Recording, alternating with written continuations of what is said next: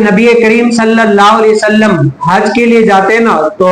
جیسے آج بھی حاجی ہوتے ہیں حج کے لیے جاتے ہیں تو وہاں پر کیا ہے، نہر کرتے ہیں، قربانی کرتے ہیں. تو اسی طریقے سے نبی علیہ السلام اور صحابہ کرام رضی اللہ تعالی اجمعین جب حج کے لیے جاتے تو نبی علیہ السلام بھی وہاں پر نہر فرمایا کرتے تھے، قربانی کیا کرتے تھے. اب اس میں بھی صحابہ کرام رضی اللہ تعالی اجمعین دیکھتے کہ حضور علیہ السلام حج پہ گئے تو کیا کیا کر رہے ہیں، کہاں پر کیا کیا کر رہے ہیں، نمازیں کتنی پڑھ رہے ہیں، کب کہاں پر کیا کر رہے ہیں، اور جو نہر کر رہے ہیں، قربانی کر رہے ہیں. تو جانوروں کی بھی حضور علیہ السلام سے محبت ایسی تھی. کیا ہے، جانور بھی ایسی نبی کریم صلی اللہ علیہ وسلم سے محبت کیا کرتے تھے کہ اپنے آپ کو پیش کرتے کہ اگر حضور علیہ السلام سب سے پہلے مجھے ذبح کر لے تو یہ کیا ہے، میرے لیے سعادت کی بات ہوگی. اب اس کے بارے میں کہ حضرت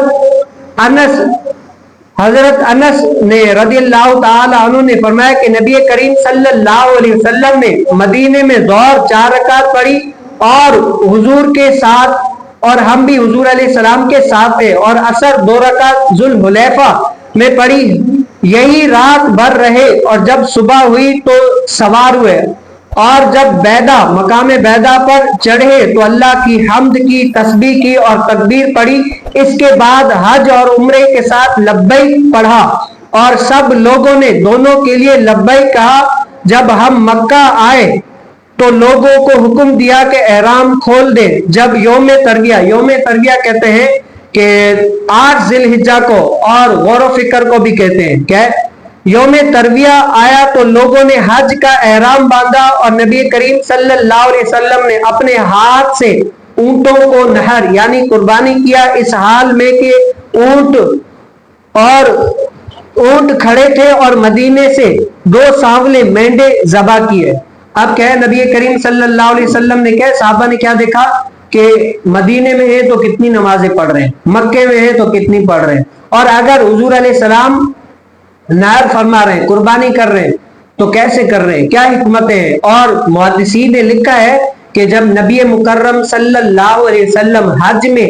اونٹوں کو ذبح کرتے تھے نا، قربانی کیا کرتے تھے، وہ سارے کے سارے اونٹ پہلے آنے کی کوشش کرتے تاکہ نبی علیہ السلام پہلے مجھے ذبح کرے، یہ سعادت پہلے میں پاؤں کہ نبی علیہ السلام کے ہاتھ مبارک سے ذبح ہونے کا شرف حاصل کر لو. اب دیکھیں یہ جانور، ان کو بھی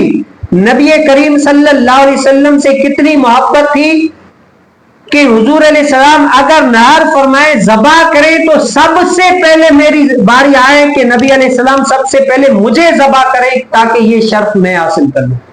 ایسی محبت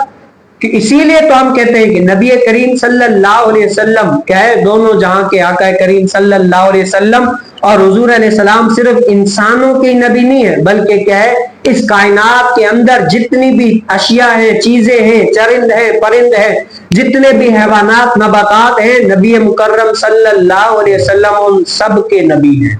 کیا ہے، ان سب کے نبی ہیں. تو اللہ تعالیٰ مجھے اور آپ کو بھی نبی مکرم صلی اللہ علیہ وسلم کی اس سنت کو بھی ادا کرنے کی توفیق نصیب فرمائے.